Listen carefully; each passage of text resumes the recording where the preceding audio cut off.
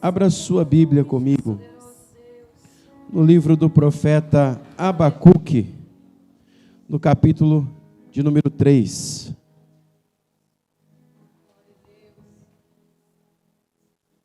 Aleluia.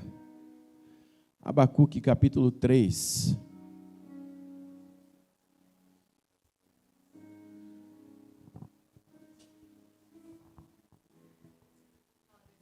Me achou aí? Deixa eu ver. Amém. Versículo 1 diz: o profeta Abacuque entoou esta oração. Ouvi a teu respeito, Senhor, estou maravilhado com as tuas obras. Neste momento de tanta necessidade, ajuda-nos outra vez, como fizeste no passado. E em tua ira, lembra-te da tua misericórdia. Vejo Deus atravessar os desertos, vindo de Edom, o santo vem do monte Parã. Seu esplendor envolve os céus, a terra e enche de seu louvor. Sua vinda é radiante como o nascer do sol, raios de luz saem de suas mãos. Onde está escondido o seu poder? A peste marcha diante dele, e a praga vem logo atrás. Quando ele para, a terra estremece, e quando ele olha, as nações tremem. Ele derruba os montes perpétuos e arrasa as colinas antigas. Dele são os caminhos eternos. Vejo o povo de Cusã em aflição, e a nação de Midian treme diante do terror. Foi com ira, Senhor, que feriste os rios e dividiste os mar. Estás furioso com eles? Não. Vinhas em tuas carruagens vitoriosas. Pegaste teu arco e a tua aljava cheia de flecha, e dividiste a terra com os rios. Os montes vieram e tremeram, as águas avançaram com violência. O grande abismo clamou e levantou bem alto as mãos. O sol e a lua pararam no seu céu, enquanto tuas flechas brilhantes voavam, a toda lança reluzente faiscava. Marchaste pela terra com ira, e furioso pisaste as nações. Saíste para resgatar teu povo, para libertar teus ungidos. Esmagaste a cabeça dos perversos e os descobriste até os ossos. Eu quero que você vá direto comigo ao versículo 16. Estremeci por dentro quando ouvi isso. Meus lábios tremeram de medo. Minhas pernas vacilaram e tremi de terror. Esperei em silêncio pelo dia em que a calamidade virá sobre nossos invasores. Ainda que a figueira não floresça, e não haja frutos nas videiras, e ainda que a colheita de azeitonas não dê em nada, e os campos fiquem vazios e improdutivos, e ainda que os rebanhos morram nos campos, e os currais fiquem vazios, mesmo assim me alegrarei no Senhor, e exultarei no Deus da minha salvação. Amém? Pode sentar, fique à vontade. Esse texto é um texto tão precioso, irmãos. Antes de qualquer coisa, nós precisamos lembrar de que Abacuque, em toda a sua trajetória de vida, em todo o seu tempo, ele fez algo muito especial. Ele foi um profeta que viveu num tempo muito difícil, num tempo de calamidade, num tempo de terror, num tempo de tantas incertezas, num tempo de tanta violência, de tanta dor, de tanta tristeza. Abacuque, os historiadores dizem que no tempo de Abacuque muitas crianças eram mortas, muitas pessoas eram assoladas. Algumas vertentes dizem que foi um pouco antes do exílio da Babilônia, outros dizem que foi em outro tempo, mas o que mais importa para nós aqui é o contexto dessa história. E ele começa no capítulo 1, e é interessante que no capítulo 1 ele começa se queixando com Deus. No capítulo 1 ele vai dizer: até quando, Senhor? Até quando eu terei de pedir socorro? Até quando eu vou ficar clamando? Até quando eu vou precisar? E ele fala para Deus: tu, porém, não me ouve. Eu clamo, há violência por toda parte, mas tu não vens salvar. Ele começa a olhar o mundo numa calamidade terrível. Pessoas matando pessoas, coisas terríveis, irmãos. Nada muito diferente do que nós vivemos hoje. Nada muito diferente do que nós vemos no dia a dia. Às vezes, por um tênis, uma pessoa é morta. Por bobagem. A violência está em todo canto. As guerras, as facções, a todo lugar a violência. E é interessante que, quando ele diz aqui, tu, porém, ouves, clamo a violência por toda parte, mas tu não vens salvar. Essa palavra violência, no original, ela quer dizer Hamas, que quer dizer mãos cheias de sangue. O que ele estava dizendo é, há mãos cheias de sangue por todo lugar. Há pessoas que não têm amor, não têm compaixão. E o pior, o teu povo está sofrendo. Teu povo está passando por dificuldades. Teu povo, ele vai dizer, preciso assistir a tanta opressão. Para qualquer lugar que eu olho, eu vejo destruição e violência. Estou cercado de pessoas que discutem e brigam o tempo todo. Ele vai dizer, a lei está amortecida. Não se faz justiça nos tribunais. Eu quero deixar claro, como está sendo transmitido, que é a Bíblia que está falando aqui. Nada com os dias de hoje. Afinal de contas, a gente vive numa liberdade. E a gente sabe que naquele tempo não havia as brigas, olha o que diz aqui, irmãos. Não se faz justiça nos tribunais, os perversos são mais numerosos que os justos, e com isso a justiça é corrompida. O senso de justiça daquela sociedade da época estava corrompido, porque o certo não era mais certo, o errado era o certo. Cada um fazia o que queria. Se alguém achasse ofendido, ia lá, matava o outro, não estava nem aí, não dava nada para ele, não acontecia nada com ele. Todas as causas que eram levadas diante dos tribunais na época não eram resolvidas. Havia uma coisa tão terrível, muito semelhante ao que a gente vive hoje. E é o que o profeta Abacuque está dizendo aqui. Interessante que o nome do profeta, né, Abacuque é um dos profetas menores, mas quando fala menor, não é no grau de importância, que ele não era tão importante, não. Fala porque ele escreveu apenas 3 capítulos, não tem muito material acerca do profeta Abacuque, por isso, na Bíblia, ele é considerado como profeta menor. Mas o que ele fala aqui é de uma relevância tão grande para os nossos dias. E o nome Abacuque, em uma das traduções, significa abraço. E o que a gente vê aqui, nesses 3 capítulos que eu recomendo você ler depois desse culto, você vai ver um Deus respondendo o seu povo e abraçando o seu povo de novo. A própria o nome do profeta, né, abraço. Quando nós estamos passando por um momento de dor, momento de dificuldade, momento de opressão, momento de batalha, momento de luta, sabe? Tudo que nós precisamos é de um lugar seguro para descansar. De um lugar seguro. E eu vejo nesse primeiro capítulo aqui um profeta desesperado dizendo, até quando, Senhor? Dá um fim nessa situação. Até quando nós vamos viver, né, debaixo de eu vou clamar por socorro e as coisas não vão acontecer? Irmãos, eu quero deixar bem claro aqui algumas coisas. Primeiro, tem coisas que nós vamos depender do socorro de Deus. Amém? Tem coisas que nós vamos depender do socorro de Deus. E tem coisas que você precisa fazer. Muitas vezes tem gente que está com a faca e o queijo na mão para avançar e vencer batalha, mas fica esperando que Deus faça aquilo que é para ele fazer. Nesse contexto aqui, o profeta não tinha muito a fazer, mas ele fez uma coisa certa. Ele clamou ao Senhor. Ele foi orar. Ele foi buscar. Sabe, eu quero falar para você que tudo nessa virada de chave começa com uma queixa. Até quando, Senhor, né? E depois disso, o deserto era tão grande na vida de Abacuque e dos irmãos daquela época, das pessoas daquela época, que eles não viam possibilidade de melhoria e de mudança. E ninguém aqui está livre de chegar um momento na sua vida de olhar para frente e não ver nenhuma possibilidade de melhoria ou de mudança. Vai ter alguns momentos, se você não teve esse momento na sua vida ainda, pode ser que um dia chegue.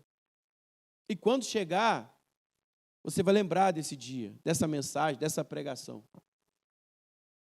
Porque ele olhava e via, não tinha possibilidade nenhuma de mudança.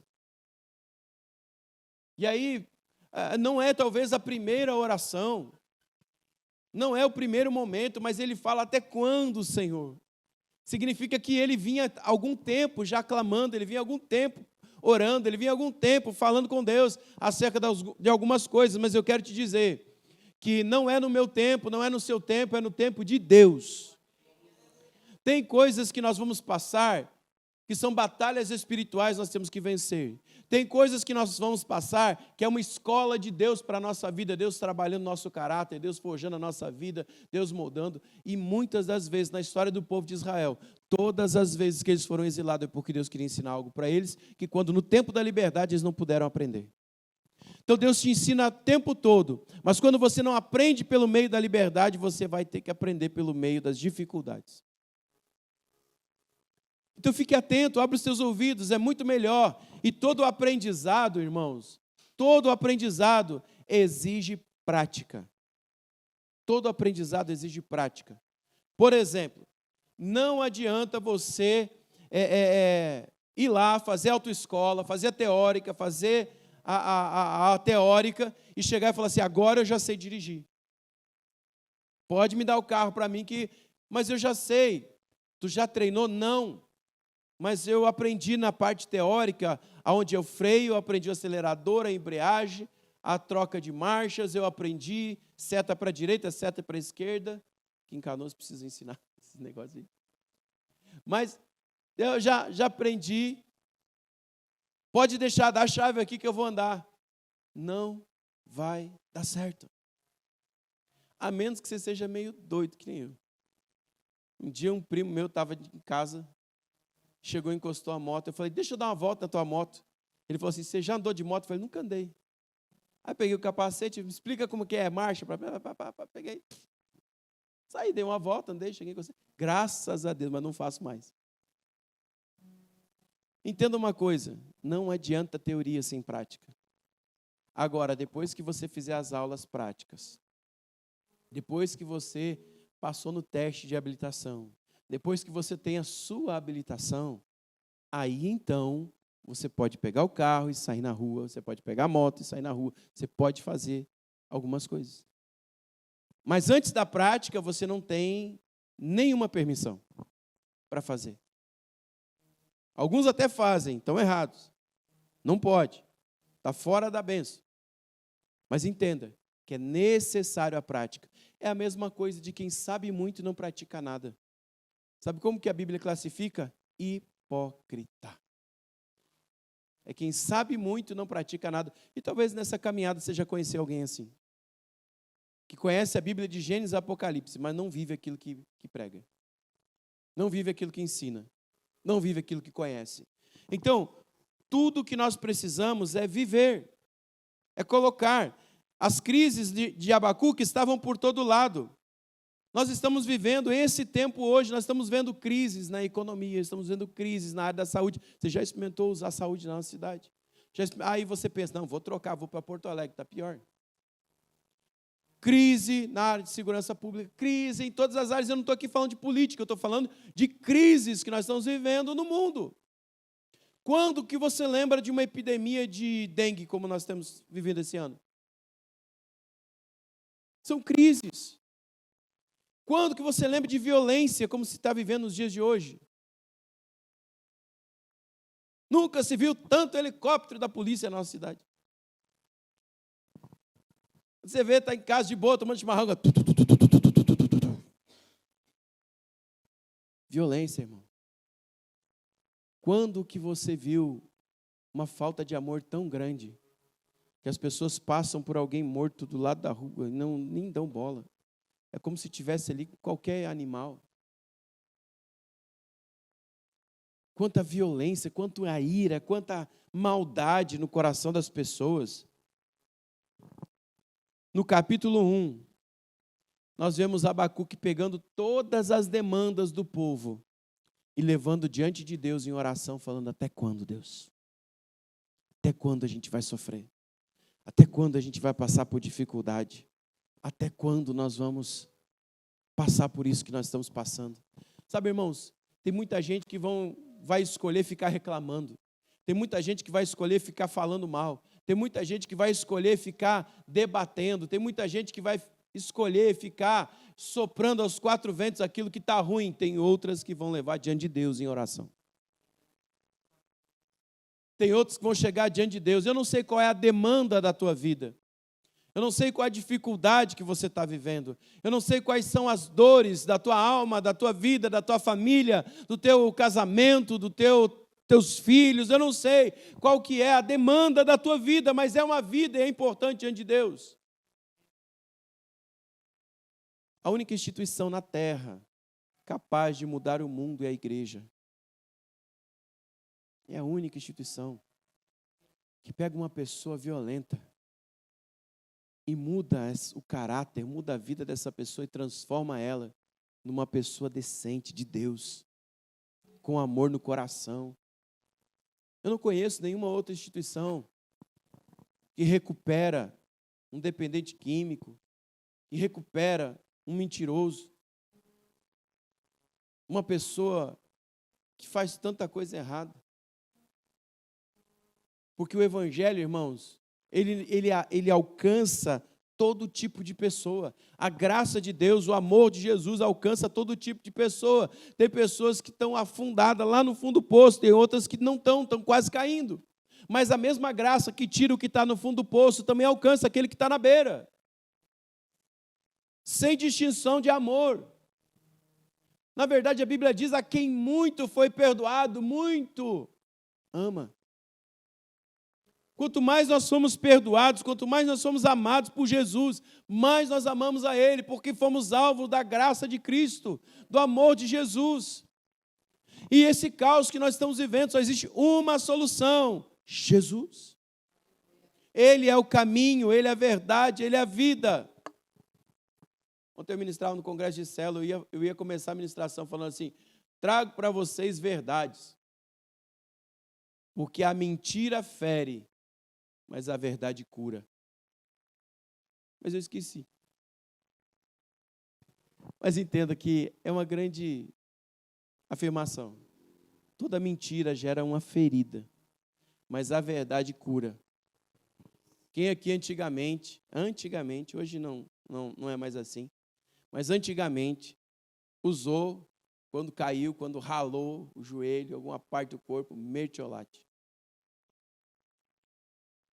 Você sabe o que é arder e ficar soprando aquele trem.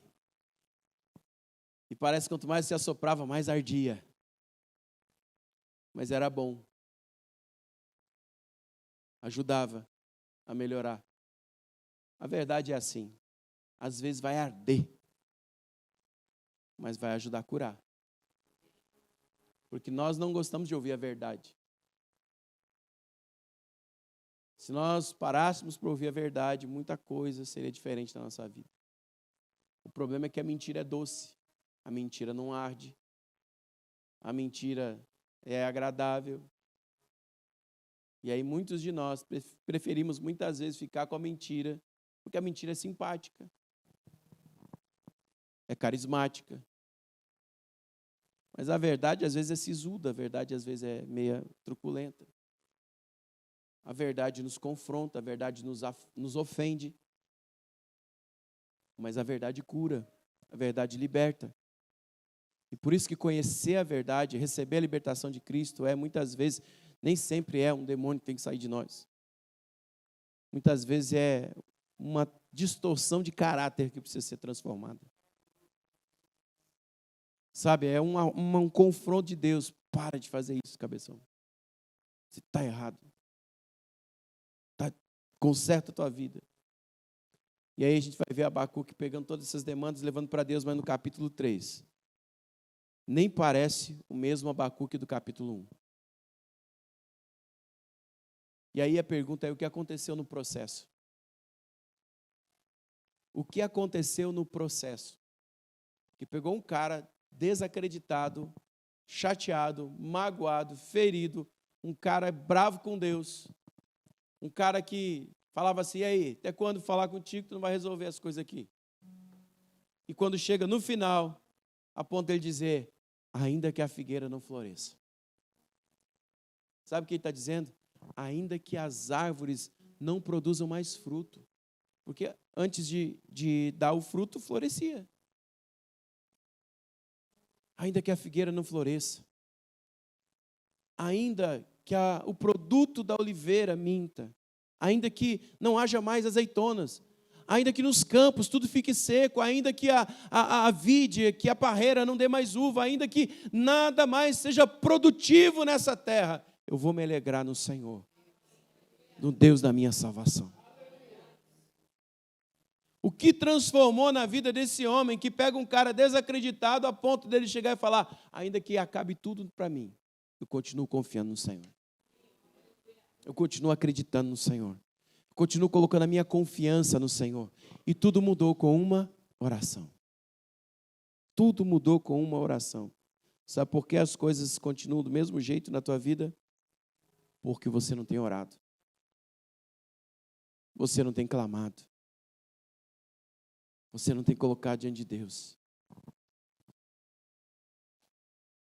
No capítulo 1, logo depois da oração de Abacuque, vem a resposta de Deus. Observe as nações ao redor e olhem e admirem-se, pois faço algo em seus dias, algo que vocês não acreditariam, mesmo que alguém lhes contasse. Estou levantando os babilônios, um povo cruel e violento. Eles marcharão por todo o mundo e conquistarão outras terras, serão conhecidos por toda a crueldade e decidem por si mesmo o que é certo. Seus cavalos são mais velozes do que os leopardos e mais ferozes que os lobos ao anoitecer. Seus cavaleiros atacam, vindos de longe, como águias, lançam sobre as presas e devorarão. Todos eles vêm prontos para agir com violência. Seus exércitos avançam como um vento no deserto. Ajuntam os prisioneiros como se fosse areia. Zombam dos reis, dos príncipes, desprezam todas as fortalezas, constroem rampas de terra contra seus muros e conquistam. Passam com rapidez como um vento e desaparecem. Sem culpa, porém, é grande, pois tem como Deus sua própria força.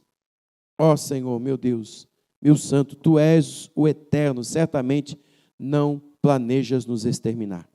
Senhor, nossa rocha, enviaste os babilônios para nos disciplinar como castigo pelos nossos pecados, mas Tu és puro e não suporta ver o mal e a opressão. Permanecerás indiferente diante dessas traiçoeiras? Aí ele continua dizendo, somos apenas peixes. Aí vem a segunda resposta do Senhor. Então o Senhor me disse, escreve a minha resposta em tábuas, para que possa ler depressa, com clareza. Esta é a visão do futuro. Escreve o fim e tudo se cumprirá. Se parecer que demora a vir, espere com paciência, pois certamente acontecerá e não se atrasará. Olhe para os arrogantes, os perversos, que em si mesmo confiam. O justo, porém, viverá por sua fidelidade a Deus. A Bíblia diz por sua fé. Sabe o que ele está dizendo? É como se todo mundo estava ali apavorado, desesperado, e o Senhor fala para Abacuque, pega o que eu vou te falar agora. Escreve numa tábua bem grande, para que possa ler, quem passar correndo por aqui possa enxergar, tipo um outdoor. O justo viverá pela sua fé. Por quem você tem vivido? Por que você tem vivido? Pela força do teu braço? Pelo teu conhecimento? Pelos teus talentos? Pelas tuas habilidades? Ou pela tua fé? É muito fácil a gente ser pastor? Lógico que é pela fé. Afinal de contas, eu estou todo culto aqui. É lógico que é pela fé. Eu canto, todavia me alegrarei, ainda que a figueira não floresça. Mas a questão é que a fé não é provada aqui dentro, a fé é provada lá fora. A fé é provada no dia da adversidade, e eu já vi muito crente, irmão, que na hora do diagnóstico se abala. Eu já vi muito crente que na hora que a coisa arrocha, aperta, que falta o dinheiro dentro de casa, que a despensa começa a secar, ele fala assim, o que adianta ir na igreja? Eu não vou mais. Se é para ir, está passando por isso, o que eu estou fazendo dentro da igreja? Eu já vi muito crente que, na hora que os problemas começam a acontecer, a primeira coisa que ele fala, em vez de tentar resgatar o casamento, ele fala, eu quero divórcio. Na hora que a dificuldade chega, nossa fé não é provada no dia da bênção. Nossa fé é provada no dia da adversidade. E aí a gente se bate. Você começa a ver o tamanho da fé de alguém no nível de desespero que ele fica quando a dificuldade chega. E eu vou te falar, todos nós aqui vamos passar por dificuldade, já passamos alguns perrengues, já passamos. E aí a forma como nós reagimos demonstra o que está dentro de nós. Então eu não sei qual que é o problema que você está enfrentando. Não sei qual a dificuldade que você está enfrentando. Mas o justo viverá pela fé. Só que a Bíblia diz aqui que ele viverá pela sua fé. É interessante, né? Porque é muito bom a gente viver pela fé dos outros. Não, mas aquele irmão tem uma fé. Sabe, eu fico impressionado quando eu vejo gente correndo atrás de profecia. Gente correndo atrás. Porque tem gente que se intitula. Como é que é? Hein? Auto-intitula. Obrigado, Pedro. Auto-intitula profeta. Não, porque eu sou profeta. Irmãos, eu acho uma palavra tão forte para uma convicção sem uma liberação de Deus. Porque você não é reconhecido, você a si mesmo não se reconhece, mas as pessoas reconhecem a autoridade de Deus na sua vida. Então tem gente, não, vem cá que eu sou profeta, eu vou te dar uma palavra. Eu acho isso muito perigoso, sabe por quê? Porque você dá destino para uma pessoa. Nós estamos falando de uma vida, nós estamos falando de uma informação de trânsito. Aonde fica o mercado tal? Não, você vai aqui, dobra a direita, depois você vai à frente, dobra a esquerda, e tal, e tal, e tal. Você vai chegar lá. Não é uma coisa que, se errar o caminho, vai parar num outro lugar, vai perguntar, vai acertar. Não. Estamos falando de uma vida. E aí, dependendo das ações que a pessoa vai tomar depois da sua fala com ela, vai refletir, vai impactar no presente e no futuro dela. E aí, quando alguém se intituliza, né, auto-intitula profeta, eu digo, não, eis que te digo, assim diz o Senhor. Aí Deus está falando, falei nada, tá maluco? Aleluia! Oh, glória! Venha cá, vaso, que eu tenho uma palavra para ti. Eis que te digo de mim mesmo. E aí começa, pá. Irmãos, eu acredito em palavra de sabedoria, eu acredito em palavra de conhecimento. Mas a gente tem que ter cuidado com essas coisas. Eu lembro uma vez eu estava num congresso muito famoso aqui do Brasil. E estava tão cheio aquele congresso que as pessoas assistiam as ministrações pelo telão na rua. Está eu, pastor Paulo César, mais alguns irmãos, nós estávamos lá. E orando ali no meio da rua, orando. De repente veio uma pessoa, parecia um avião, um jato. Chegou na minha frente, começou a orar comigo e começou a falar coisas de que eu tinha falado com Deus anteriormente. E começou a ministrar e falou, tá. Quando eu abri o olho, irmão, não vi mais aquela pessoa. Ela saiu no meio da multidão e se perdeu. O pastor Paulo César olhou para mim e falou, que foi isso? São coisas que Deus faz. Amém? Mas nós não estávamos caçando. Cadê o profeta? Onde é que está o profeta? Dá tua mão aqui, profeta. Dá tua mão aqui. Não. Tem gente que fica caçando profecia. Não tinha os caça-fantasma antigamente? Tem os caça-profeta. Aonde tem profeta? Vou lá. Tem culto lá? Tem, vou lá. Não me revelou. Está querendo a unção da Kodak, da Fuji. Antigamente tinha as marcas de filme, né? Kodak, Fuji. Você revelava, né, Rafa? Pegou esse tempo, Rafa? Ficava lá revelando, ficava horas revelando filme. Tem gente que quer achar o irmão Kodak na igreja, o irmão Fuji. Não, irmão, para com isso. Vai orar. Vai levar a tua dor diante do Senhor. E se Deus quiser usar alguém, Ele vai usar no secreto. Deus não precisa de show. Se Ele quer falar contigo, Ele vai falar em qualquer hora, qualquer lugar, qualquer momento, Ele vai levantar alguém. Mas fica atento. Não fica caçando coisas. Leva a tua dificuldade diante do Senhor, mas confia nele, porque você vive pela sua fé. Não é pela fé do irmão que está do seu lado. Né? Às vezes tem gente que vem, pastor, estou desesperado. Eu falei, calma. A gente até brinca, né? Bule de pouca fé. Antigamente, né? Se usava muito bule para fazer café, então bule de pouca fé. Para traduzir que alguns demoram para cair a ficha, daí. Mas vamos lá. Tem gente que não tem fé. É guiado pela emoção. E eu vejo aqui um profeta emocionado do capítulo 1. Até quando, Deus? Olha aí. Balançando o ombrinho diante de Deus. Pá, nada. Deus fala assim, calma, rapaz. Faz assim, ó. Escreve aí, o justo viverá pela sua fé. Por mais que o mundo esteja vivendo uma injustiça, não é motivo para eu e você ser injusto com ninguém. Não é motivo para a gente praticar o que o mundo... Mas todo mundo faz. Você já escutou desde pequeno da sua mãe que você não é? Então, pronto. Tua mãe era profeta. Você não é todo mundo. Então não compara, para de comparar a tua vida. Porque às vezes é muito fácil você ver alguém sorrindo no Instagram, tirando foto linda, numa paisagem extraordinária, mas a pessoa nem estava ali, ela estava passando por ali, tirou uma foto. Você fala, meu Deus, eu queria a vida dessa pessoa para mim. Olha, ela só viaja e não sei o quê. Mas você não vê chorando quando desliga o celular.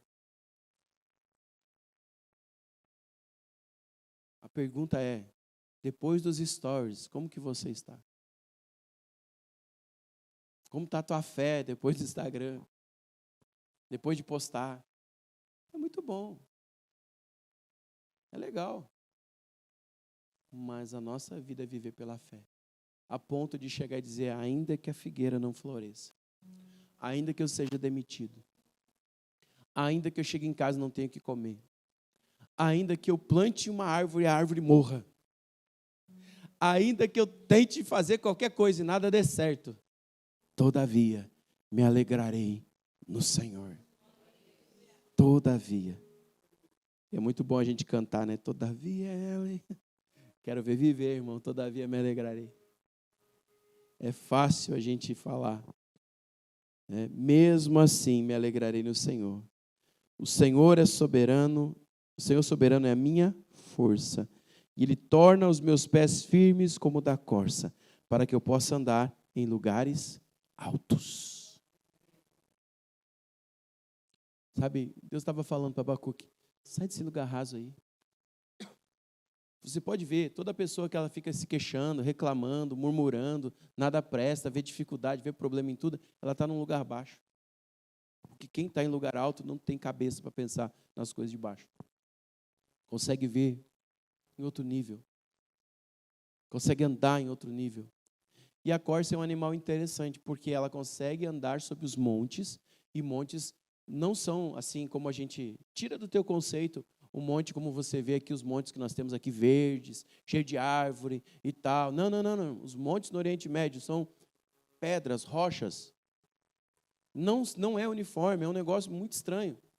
Mas as corças conseguem subir escalando aquilo, porque elas têm uma força nas suas pernas absurda. Elas conseguem pular alto. E ele está dizendo aqui, ele torna os meus pés firmes como da corça, ou seja, você não vai errar o passo, você não vai errar o caminho, você não vai errar a andada, para que eu possa andar em lugares altos. Deus não quer você no baixo. Deus não quer você murmurando, reclamando, Ele quer você vivendo pela fé em lugares altos. Eu quero orar com você. Fique de pé em nome de Jesus.